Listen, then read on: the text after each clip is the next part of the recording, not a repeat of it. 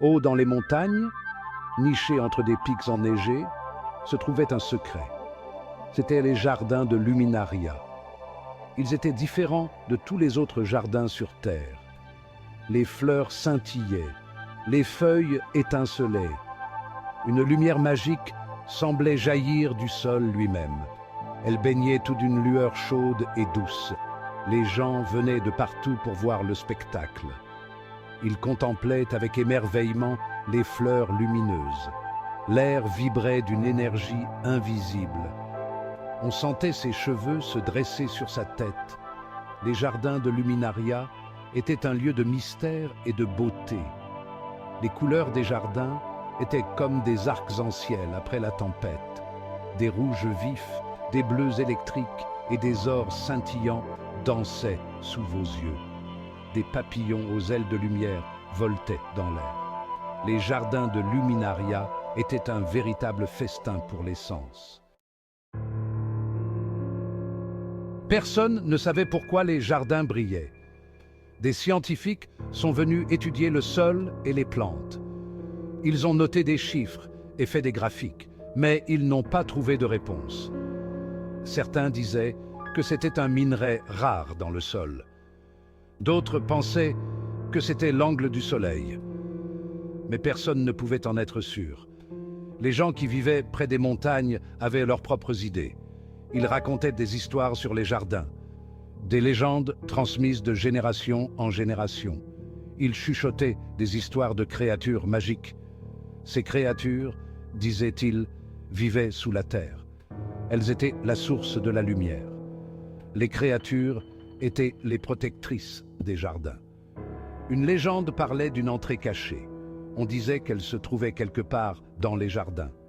L'entrée menait à la demeure des créatures, mais personne ne l'avait jamais trouvée.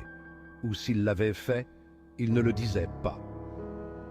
Les jardins de Luminaria gardaient jalousement leurs secrets. Emma était une jeune scientifique. Elle adorait résoudre des énigmes. Lorsqu'elle entendit parler des jardins de Luminaria, elle sut qu'elle devait les voir de ses propres yeux. Elle prépara son carnet, sa loupe et un thermos de chocolat chaud. Puis elle partit en voyage vers les montagnes. Emma passa des jours à explorer les jardins. Elle examina les plantes et analysa le sol. Elle courut après les papillons lumineux. Elle essaya même de creuser un trou, espérant trouver la source de la lumière. Mais le secret des jardins restait caché. Emma commençait à perdre espoir. Peut-être que les villageois avaient raison. Peut-être que c'était de la magie après tout. Découragée, elle s'assit sur un rocher. Ce faisant, elle remarqua quelque chose d'étrange. Le motif de la mousse sur le rocher lui semblait familier. C'était le même motif que la disposition des fleurs dans un parterre voisin. Emma regarda de plus près. La mousse ne poussait pas au hasard. Elle était disposée en forme de spirale, et au centre de la spirale se trouvait une petite fissure presque invisible. Elle toucha la fissure et une partie de la paroi rocheuse s'ouvrit. Une brise fraîche souffla, apportant avec elle le parfum des fleurs sauvages et quelque chose d'autre, quelque chose de doux et d'inconnu. Derrière la paroi rocheuse se trouvait un tunnel. Il descendait profondément sous terre. Emma hésita un instant. Il faisait sombre et elle était seule. Mais sa curiosité prit le dessus.